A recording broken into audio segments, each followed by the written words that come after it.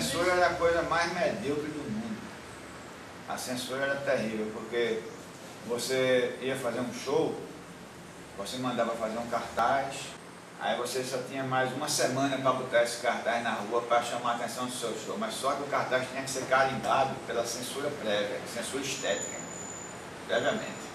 E a gente levava o cartaz para o cara olhava o dia do show e dizia, pô, tem 6 dias aí para fazer esse negócio, né?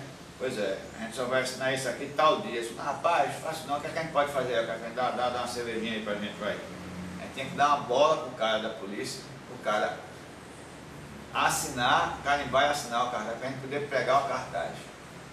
Depois a gente tinha que fazer um show, na véspera da estreia, a gente tinha que fazer um show para a Polícia Federal, para eles assistirem o show e ver se o show podia ser ou não ser realizado e qual era a censura do show. Então eu me lembro que no Perfumes Baratos, por exemplo, a gente quando estava fazendo o show, a pré-estreia para a censura, eles mandaram tirar o vermelho do show. Tinha muito vermelho. O nome do show era Sangria. Sangria, sangue é vermelho. Eles acharam que vermelho, aquele exagero de vermelho, já era a gente chamando a atenção para a cor do comunismo.